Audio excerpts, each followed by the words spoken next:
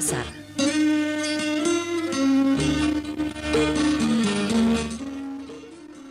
Assalamualaikum warahmatullahi wabarakatuh dan selamat malam pendengar Pro 1 dimanapun Anda berada.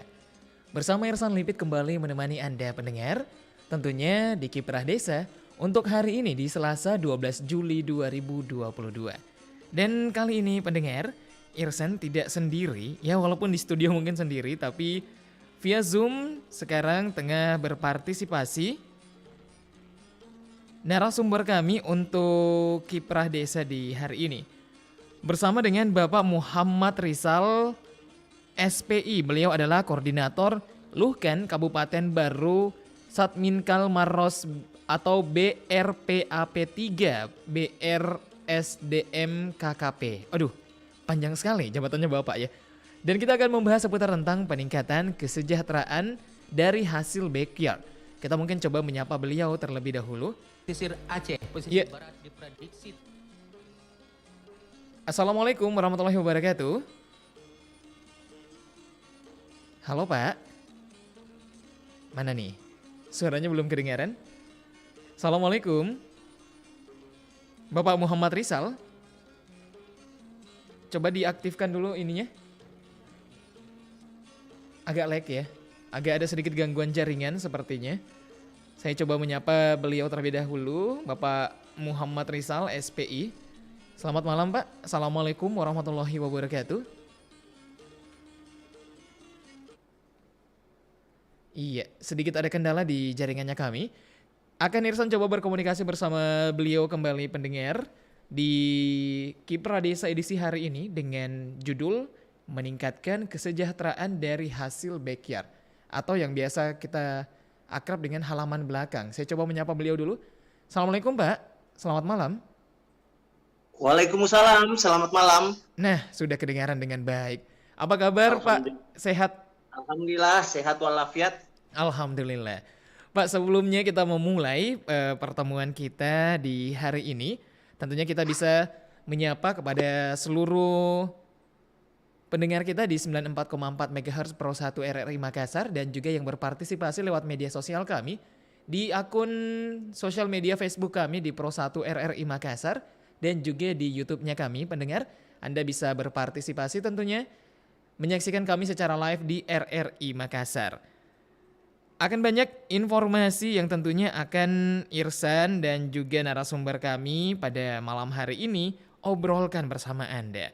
Terutama seputar tentang bagaimana meningkatkan taraf hidup dari hasil tanaman belakang. Mungkin saya ngobrol bersama dengan narasumber kami dulu. Nih Pak, kenapa sih mengambil judul yang menarik sekali nih Pak malam hari ini? Yaitu meningkatkan kesejahteraan dari hasil backyard. Boleh dijelaskan sedikit Pak Tabe? Oke, makasih Bapak. Pada malam ini pemirsa RRI Makassar di Kiprah Desa pada malam ini. Saya mengangkat judul ini, namun sebelum saya lanjut, kami telah ada pelaku utama langsung yang melaksanakan kegiatan ini. Salah seorang yang kami undang juga untuk hadir di malam ini. Misalnya siapa tahu ada kesempatan sebentar bisa memberikan sedikit pengalaman. Boleh Pak. Kepada kita semua untuk bagaimana kegiatan backyard sebenarnya ini. Iya. Oke, saya sedikit perkenalkan kenapa saya mengangkat atau memilih materi ini. Dikarenakan usaha ini dapat meningkatkan kesejahteraan pelaku utama perikanan, terutama yang tinggal di pesisir pantai. Di mana kegiatan ini sebenarnya sangat efektif, sangat simpel, karena bisa dilaksanakan di pekarangan rumah yang ada di pesisir pantai. Itu inti daripada kegiatan pembenihan atau backyard ini. Kemudian kami lanjutkan apa sebenarnya sih itu backyard? Apa sebenarnya itu pembenihan skala rumah tangga? Kenapa dikatakan skala rumah tangga? Karena backyard ini pada umumnya dilaksanakan di samping atau di belakang rumah tangga yang ada. Tidak membutuhkan lokasi yang luas, tidak membutuhkan sarana prasarana yang mewah, tapi sangat sederhana. kemudian pembenihan udang ini juga dapat memanfaatkan atau menggunakan tenaga dari anggota keluarga, baik anak atau istri sebagai tenaga kerjanya karena tidak kemana-mana. Melaksanakan di tempat itu saja di belakang rumah apabila si suami sebagai pelaku utama ini meminta pertolongan kepada keluarga itu tidak kemana-mana dan tidak membutuhkan perjalanan yang jauh. Sehingga dikatakan sangat efektif skala rumah tangga karena memang dilaksanakan di sekitar rumah tangga. Itu barangkali inti dari pemilihan judul ini. Menarik sekali Pak, mengingat bahwa masyarakat kota Makassar dan juga sekitarnya masih memiliki beberapa lahan mungkin seperti halaman samping atau mungkin belakang rumah yang ternyata bisa dimanfaatkan menjadi skala rumah tangga, pembibitan skala rumah tangga. Nah ngomong-ngomong tentang pembibitan skala rumah tangga, itu bagaimana sih Pak cara untuk membuatnya atau mungkin terlebih dahulu kita akan menentukan dulu mungkin Pak kira-kira apa yang harus dibibitkan dan seperti apa, Tabe? Oke. Kalau cuma masalah itu, istilahnya gini, yang perlu dibuat itu hanya berupa suatu kolam, mau ukuran 2x3, mau ukuran 3x3, tergantung daripada luas lahan yang ada di samping atau di belakang rumah. Mau buat 2 bak, mau buat 3 bak, mau buat 4 bak, itu tergantung dari luasan yang ada di belakang rumah. Dan semua itu insya Allah akan membawakan keuntungan bagi rumah tangga yang ada, yang membuat backyard yang ada di sekitar rumah. Nah bagaimana dengan jenis pembibitannya Pak? Sebagai ahlinya Pak Rizal ini tentunya ada pilihan-pilihan yang mungkin disarankan dari Pak Rizal untuk bisa dipilih oleh masyarakat yang ingin mengembangkan pembibitan dari rumah saja atau yang berskala rumah tangga. Oke, mungkin gini, dalam pemilihan bahasa teknisnya barangkali bagaimana kita cara memilih lokasi, ya. Bagaimana cara kita memilih lokasi untuk pembibitan ini. Ini barangkali bahasa teknisnya kami di perikanan. Yang pertama ada beberapa sebenarnya yang kita harus perhatikan, ya. Ada beberapa yang harus kita perhatikan dalam memilih lokasi pembibitan ini. Yang pertama adalah sumber air yang tidak tercemar. Ya, intinya itu sumber air yang tidak tercemar. Saya tidak menentukan sebagai prioritas pertama adalah lahan, karena otomatis lahan kita ada di samping rumah, ada di belakang rumah. Ya, jadi misalnya untuk yang aspek-aspek lain adalah mungkin yang pertama adalah sumber air yang tidak tercemar dari limbah-limbah yang ada di sekitar. Nah, pada umumnya di Kabupaten Baru ini masih sangat minim, masih sangat kurang perusahaan-perusahaan besar yang bisa mencemari perairan-perairan kami yang ada di Kabupaten Baru. Kemudian yang kedua barangkali saya sampaikan bahwa sumber air yang kita harus gunakan itu mempunyai yang namanya salinitas minimal 30 per mil. Itu ada bahasa salinitasnya 30 per mil. Itu barangkali yang utama karena pembenihan ini membutuhkan air dengan tingkat kadar garam 30 per mil. Itu barangkali. Kemudian yang ketiga,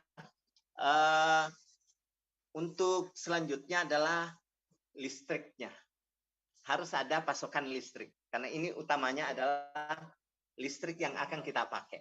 Ya, listrik yang kita pakai, listrik standby 24 jam.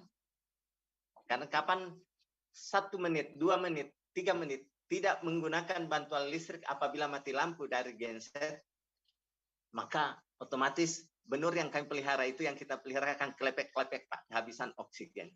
Karena hidup utamanya dia adalah di bantuan oksigen yang kita berikan ke dalam bak nanti. Kemudian selanjutnya mungkin tanah dasar di pekarangan daripada rumah-rumah tangga itu harus stabil.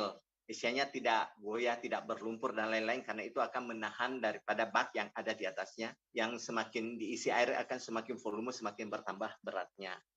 Dan yang barangkali inti yang terakhirnya adalah dekat dengan lokasi pemasaran terutama masalah pertambakan yang ada. karena benur ini akan dibeli oleh petambak-petambak yang ada di sekitar daripada pembenihan. Mm-mm. Nah, satu intinya bahwa pada umumnya Iya. pembenihan atau backyard yang ada di Kabupaten Baru itu cuma melaksanakan pembenihan 2 jenis udang, ya, yaitu udang fanameh dan udang windu. Pembenihan dua udang ini, Faname dan juga Windu. Tentunya kalau misalnya Irsen pernah baca-baca, ternyata eh, tidak mudah sebenarnya untuk bisa mengkembangbiakan terutama udang. Katanya ada agak sensitif, terus juga seperti suhu dan sebagainya itu harus terjaga. Nah, bagaimana dengan di belakang rumah begitu, Pak? Apakah bisa seterjamin itu? Oke, ya. Kata pelaksana atau pelaku daripada pembenihan, Mhm.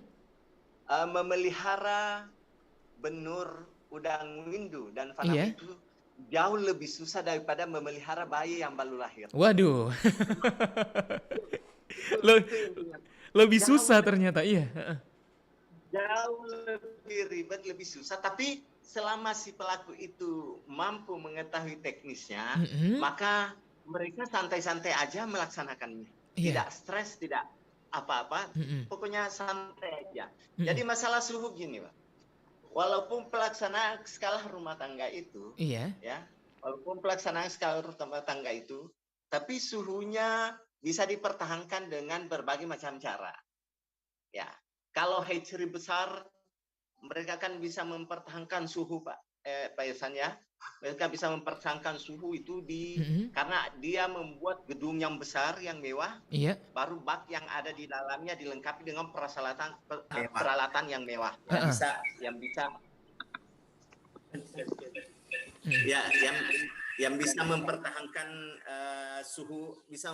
suhu yang ada, ya. Iya. Kemudian kalau di Beker, jujur kalau di Beker itu kami ada perlakuan tersendiri yang bisa mempertahankan suhu yang ada di dalam bak. Iya. Ya. Ada bisa mempertahankan suhu yang ada di dalam bak. Misalnya gini, dengan di atas bak itu kita tutup dengan plastik yang ada. Mhm. Ya, ditutupi dengan plastik. Memang caranya plastik itu supaya suhu yang ada di dalam itu tidak keluar dan tetap bertahan normal, misalnya suhu sampai 27 ya, Mhm. sampai 30 ya, itu suhu bisa dipertahankan dengan perlakuan seperti itu. Iya. Itu barangkali Pak Ihsan. Oke. Cukup menarik nih pendengar karena bagaimana akhirnya kita bisa membenihkan bahkan ini jenis udang ya hingga menjadi bentuk benur yang akhirnya akan dijual nantinya. Perlakuannya memang beda pendengar saat kita membesarkan dan juga pembibitan. Dan ternyata pembibitan ini bisa dilakukan di rumah saja dan bernilai ekonomis. Nah, mungkin saya menarik untuk membahas nilai ekonomisnya sendiri sedikit nih, Pak Rizal. Halo? Ya. Iya. Iya. Pak, saya menarik tentang bagaimana dengan nilai ekonomisnya sendiri. Seperti apakah prospek nilai ekonomis benur ini sendiri di Kabupaten Baru? Apakah mungkin berkemungkinan untuk bisa dikembangkan di kabupaten-kabupaten lain, Pak? Ya.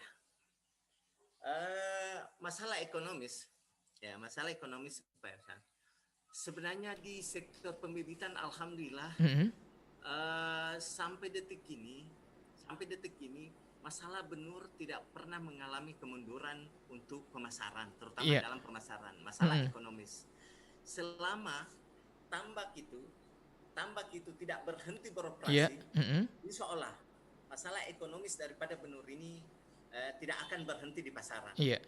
Ya, bahkan di musim-musim penebaran yang banyak ya, di musim-musim penebaran di tambak, ini misalnya di bulan 9, bulan 10 Mhm. atau bulan 4, bulan 5, bulan 6, Iya.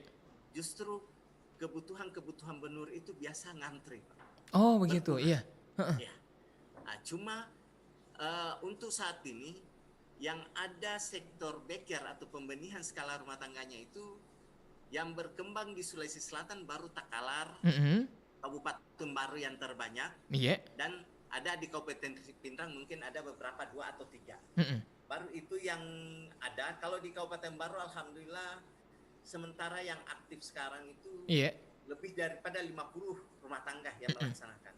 Iya. Ada satu desa, satu Mm-mm. dusun di Kabupaten Baru itu, Iya. sepanjang jalan sekitar hampir 3 km itu semua beker di belakang rumahnya, Pak. Memang satu perkampungan yang betul-betul pengusaha beker. Nah, di sekitaran itu juga ada hamparan-hamparan tambak sekitar lebih daripada 400-500 hektar yang ada di sekitarnya. Mm-mm. Nah, sementara juga masalah benur ini, Iya.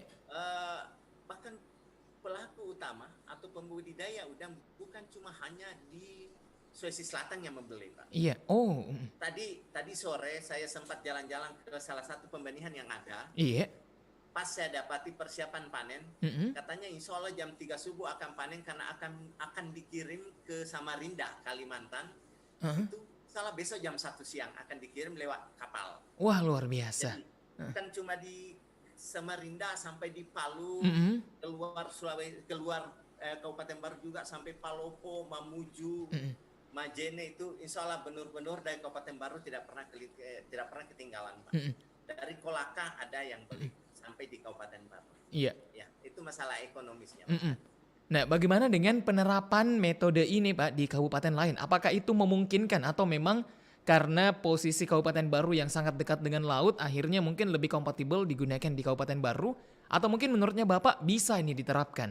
Sehingga mungkin ke depannya kita wilayah Sulawesi Selatan yang banyak nih kabupatennya, itu semuanya mungkin bisa menjadi ladang benur yang akhirnya nanti bisa mengekspor mungkin sampai ke luar negeri. Ya. Saya hampir beberapa melihat, Pak, pesisir-pesisir pantai yang ada di Sulawesi Selatan. Iya. Memang kelihatan bahwa pesisir pantai Kabupaten Baru sepanjang 75 km itu Iya. memang sangat-sangat strategis Oke, iya. untuk membuat pembibitan itu. Karena dipandang daripada tempatnya, belakang rumah tetangga. Iya.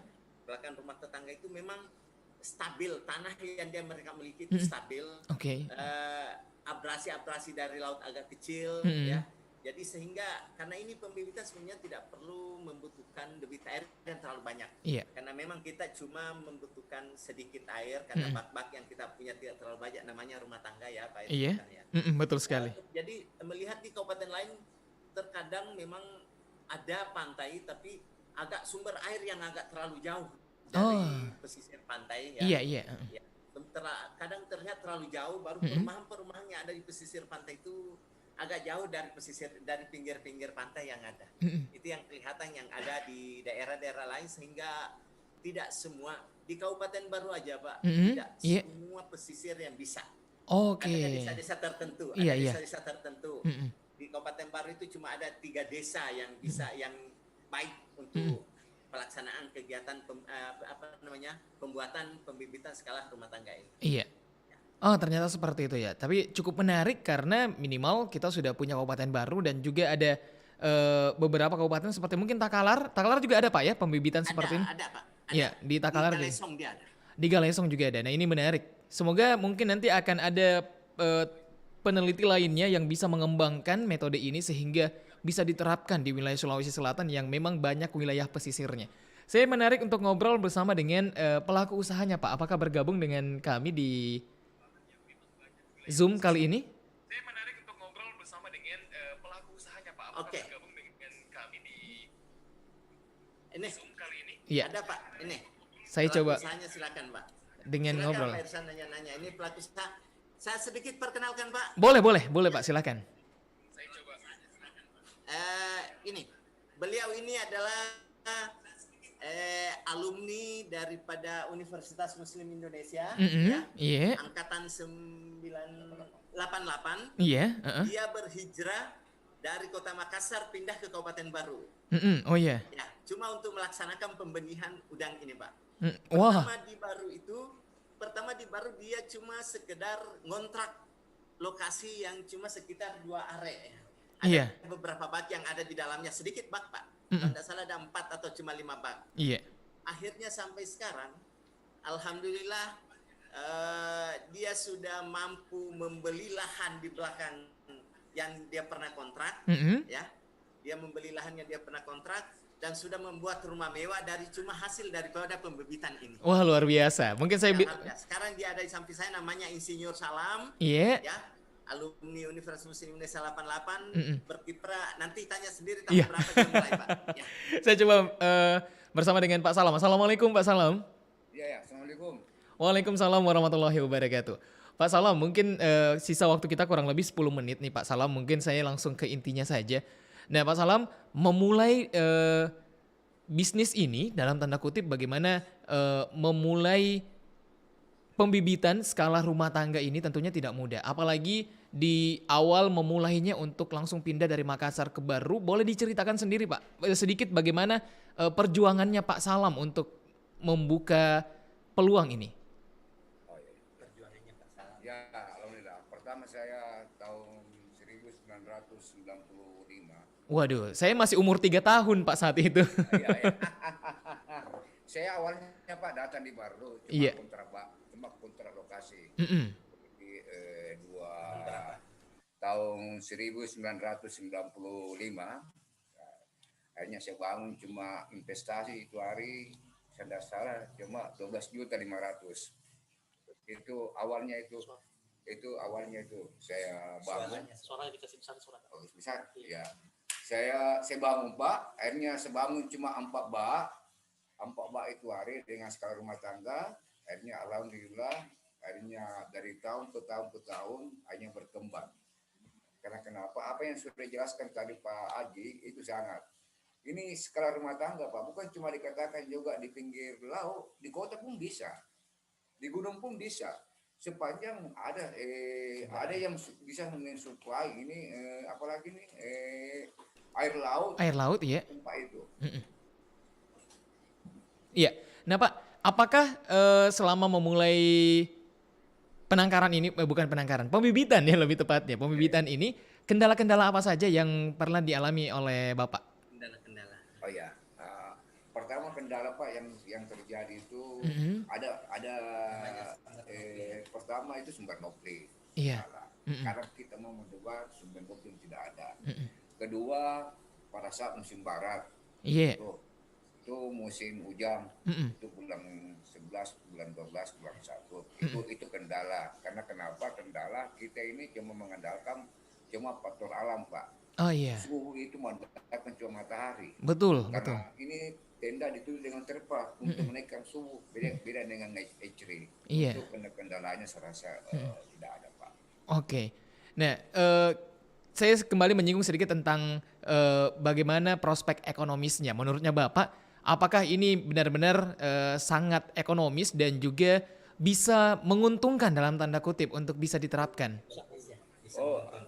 Kalau saya rasa Pak, Iya. sangat menguntungkan. Bisa menguntungkan, iya. Sangat menguntungkan untuk prospek ekonominya Pak.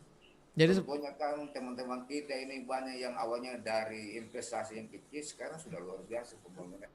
iya. Analisis. Oke.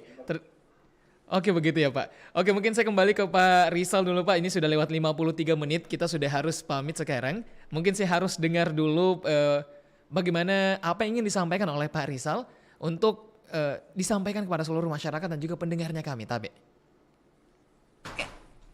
Sedikit barangkali sebelum saya jawab ya Pak Ersan. Iya silakan. Tambahkan sedikit bahwa masalah kendala kami itu, masalah kendala itu cuma ada yang namanya nopli Pak. Nopli Iya. itu telurnya. Oh iya. Telur udang yang akan ditetaskan di bak itu, yang akan dipelihara. Itu yang kadang kami agak susah mendapatkan karena kami tidak mempunyai induk. Namanya skala rumah tangga tidak ada bak induk. Oh, Jadi kami cuma iya. bisa membeli di hatchery besar. Oh begitu, iya. Ya, jadi nanti kadang ada sisa-sisa hatchery besar yang tidak bisa ditebar lagi, itu yang dikasih beli kepada PBKR. Itu kendalanya kami satu. Kedua, tadi di musim hujan. Iya. Kenapa di musim hujan? Karena suhu yang kami tidak bisa pertahankan. Oh iya betul Nah, sekali. karena kami mengandalkan matahari, jadi kalau kadang hujan keras, makanya itu suhu yang kami andalkan untuk mempertahankan suhu itu. Oh, Tadi yang pertanyaan terakhir Pak Irsan apa ya? apa yang ingin disampaikan dari Bapak kepada masyarakat Indonesia? Oke. Ya, hal-hal yang barangkali intinya saya sampaikan kepada masyarakat, janganlah takut menggunakan benur dari Beker. Karena beberapa paradigma daripada pelaku utama, ada yang mengatakan bahwa benur Becker standarnya rendah dibanding dengan hatchery. Padahal itu sebenarnya sebanding. Sebanding perlakuan yang kami lakukan di Becker dengan di hatchery memang berbeda. Tapi pada umumnya harga juga yang berbeda. Harga kami di Becker ya paling tinggi harga maksimal Rp30. Kalau di hatchery minimal Rp50. Kenapa mereka tinggi? Karena cost atau pengeluaran yang mereka gunakan jauh lebih tinggi, menggunakan karyawan yang banyak, daya listrik yang besar, dan lain-lain. Kalau kami skala rumah tangga kan tidak menggunakan gedung besar, skala listrik cuma di blower saja, tidak menggunakan penerangan lampu dan lain-lain. Jadi memang costnya kami kecil sehingga harga bisa kami tekan lebih kecil dibanding dengan hatchery yang ada. Jadi pesan saya kepada para pelaku utama pembudidaya udang, baik udang faname maupun induk, marilah kita sama-sama mempergunakan apa yang ada. Jangan takut membeli benur-benur yang ada di pembibitan skala rumah tangga. Insya Allah kualitas sama bersaing dengan yang ada di hatchery. Itu barangkali Pak Irsan. Makasih. Luar biasa, saya mendapat ilmu baru kembali lagi pendengar bahwa pembibitan bisa dilakukan di rumah dan kualitasnya tidak sama dengan yang dilakukan oleh perusahaan-perusahaan besar dan ini dilakukan di kabupaten yang ada di Sulawesi Selatan. Sangat membanggakan. Terima kasih banyak sekali lagi buat narasumber kami, buat juga tadi pelaku usaha yang sudah sempat mengobrol bersama Irsan. Pokoknya Irsan ucapkan terima kasih banyak Bapak. Dan ini sudah lewat 57 menit, waktunya kita sudah harus pamit undur diri dari... Ini intinya belum masuk ke prosedur pelaksanaannya dan bahan-bahan yang digunakan belum masuk loh Pak Irsan. Betul sekali. Bisa Yeah. lah akan supaya mereka artinya pelaku-pelaku utama yang ada di pesisir bisa mengetahui oh cuma itu yang digunakan Betul. untuk memproduksikan ini ya. Yeah. Tapi karena waktu yang membatasi kita ya misalnya di lain waktu kita bisa sambung kembali. Betul. Nanti saya request untuk Bapak lagi deh ya. Karena ini kan kita baru memperkenalkan bagaimana metodenya. Ini baru perkenalan, belum masuk bagaimana penerapan dan sebagainya. Tentunya masih butuh waktu untuk bisa mengobrol panjang bersama dengan narasumber kami. Tapi mudah-mudahan pekan depan semoga masih bertemu sama Bapak lagi dan bisa mengobrol lebih panjang lagi tentang bagaimana memanfaatkan lahan samping dan atau mungkin belakang rumah kami. Kami pamit undur diri. Pendengar, wassalamualaikum warahmatullahi wabarakatuh. Waalaikumsalam warahmatullahi wabarakatuh. Makasih Pak Irsan. Sama-sama Pak.